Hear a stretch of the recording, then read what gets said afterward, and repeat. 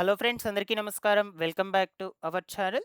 తెలంగాణ రాష్ట్రంలో కొత్తగా ఇందిరమ్మ ఇండ్ల కోసం దరఖాస్తులు చేసుకొని రెండవ విడత ఇందిరమ్మ ఇండ్ల పంపిణీ కోసం ఎదురు చూస్తున్నటువంటి వాళ్ళందరికీ ప్రభుత్వం గుడ్ న్యూస్ చెప్పడం జరిగింది.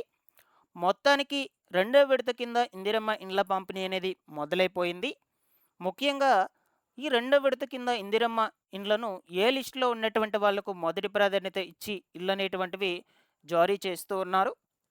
ఎన్ని రోజుల పాటు రెండో విడత ఇందిరమ్మ ఇండ్ల మంజూరు ప్రక్రియ అనేది జరుగుతుంది, మొత్తంగా ఎన్ని ఇండ్లను నియోజకవర్గాల వారీగా పంపిణీ చేస్తూ ఉన్నారు, మీకు రెండవ విడత కింద ఇందిరమ్మ ఇండ్లు వస్తాయా రావా అని ఆన్లైన్ స్టేటస్ చెక్ చేసుకొని ఎలా తెలుసుకోవాలి, ఆన్లైన్ స్టేటస్లో అప్లికేషన్ స్టేటస్ వద్ద ఏం చూపిస్తే ఇల్లు వస్తుంది, ఇలాగా అన్ని వివరాల గురించి మీకు క్లియర్గా చెప్తాను గైస్ వీడియోలో. తప్పకుండా వీడియోనైతే ఎండ్ వరకు చూడండి. ఫైనల్గా మీకు ఏమైనా డౌట్స్ ఉన్నట్లయితే కామెంట్లో అడగండి, నేను అక్కడ కూడా రెస్పాండ్ అయితే అవుతాను. ఫస్ట్ టైం ఛానల్ చూసేటువంటి వాళ్ళందరూ కూడా ఛానల్ని తప్పకుండా సబ్స్క్రైబ్ చేసుకునేసేయండి గైస్. ఇందిరమ్మ ఇళ్ళకు సంబంధించి ఎటువంటి ఇన్ఫర్మేషన్ వచ్చినా సరే మన ఛానల్ నుంచి మీకు ఎప్పటికప్పుడు అప్డేట్స్ వస్తూ ఉంటాయి. అలాగే టెలిగ్రామ్ గ్రూప్ ద్వారా కూడా మీకు ఇన్ఫామ్ చేస్తూ ఉంటాను. లింక్ డిస్క్రిప్షన్లో పెట్టున్నాను, వెళ్ళి ఒకసారి చెక్ చేసి జాయిన్ అయితే అవ్వండి. ఎలిజిబుల్ లిస్టులకు సంబంధించిన సమాచారం కూడా టెలిగ్రామ్ గ్రూప్ ద్వారా మొట్టమొదటిగా అప్డేట్ చేస్తాను.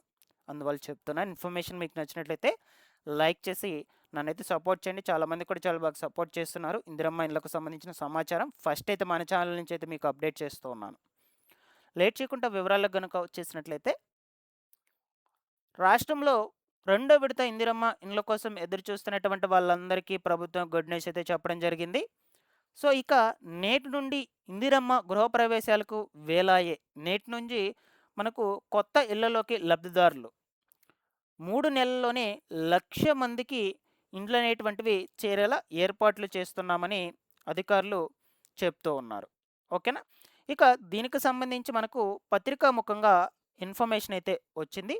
సో తొలిత వచ్చేసి దాని గురించి మీకు కొంచెం బ్రీఫ్గా చెప్తాను. దాని తర్వాత ఈ ఆన్లైన్ స్టేటస్ అనేది ఎలా చెక్ చేసుకోవాలి, మీకు రెండో విడత కింద ఇల్లు అనేది వస్తుందా లేదా, ఈ వివరాలన్నిటి గురించి చెప్తాను. ఓకేనా.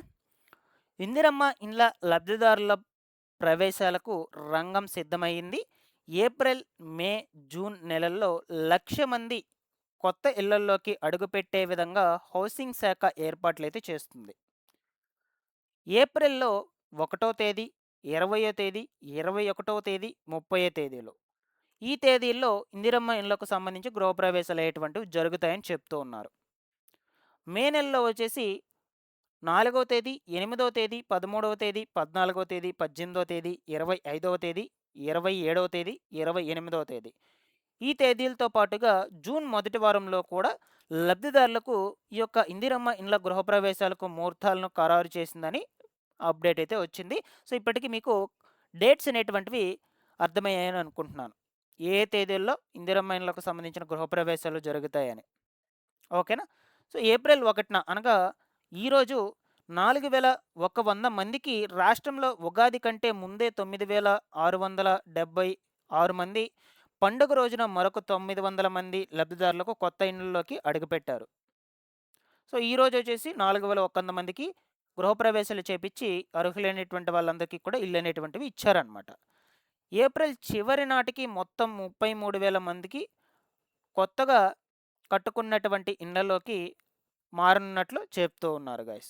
గృహప్రవేశాలు చేసే లబ్ధిదారుల సంఖ్య మే నెల చివరి నాటికి 60,000కు చేరుకునేలా ఏర్పాట్లు చేస్తున్నామని చెప్తున్నారు. మిగతా 40,000 ఇండ్లకు జూన్లో ముహూర్తాలు నిర్ణయిస్తామని ఫైనలైజ్ చేశారు. ఇలాగా ఏప్రిల్, మే, జూన్ నెలల్లో నుంచి రోజులను ఎంపిక చేసి ప్రవేశాలకు హౌసింగ్ శాఖ తేదీలను అయితే ఖరారు చేయడం జరిగింది గైస్. ఓకేనా.